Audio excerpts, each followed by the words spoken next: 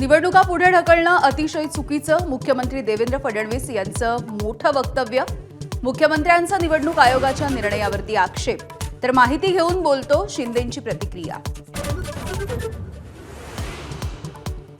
मुख्यमंत्र्यांचा आक्षेप योग्य असल्याचा विरोधकांचा सूर. दोन्ही होऊ घातलेल्या आणि रद्द झालेल्या निवडणुकांचा निकाल एकाच वेळी लागावा, अशी एकमुखी मागणी.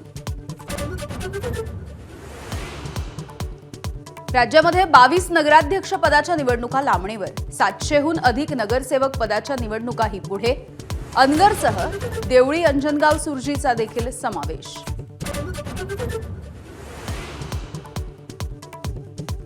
नगरपरिषद, नगरपंचायत निवडणुकांचा आज प्रचाराचा अखेरचा दिवस. मुख्यमंत्री, उपमुख्यमंत्र्यांसह सर्वपक्षीय नेत्यांच्या तोफा धडाडणार, तर घरोघरी जाऊन मतदारांच्या भेटीगाठी घेण्याचा उमेदवारांचा सिलसिला. राणे विरुद्ध राणे असं योग्य नाही, आपण सत्याच्या बाजूने असल्याचं फडणवीसांचं वक्तव्य. शिंदे निलेश राणेंच्या बाजूने असले तरी आपण दोघांच्याही बाजूने, असंही वक्तव्य.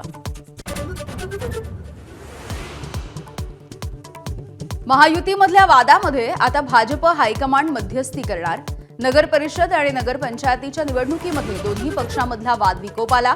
एबीपी माझाला विश्वसनीय सूत्रांची माहिती. 1.5 महिन्याच्या आजारपणानंतर संजय राऊत यांचा माध्यमांशी संवाद.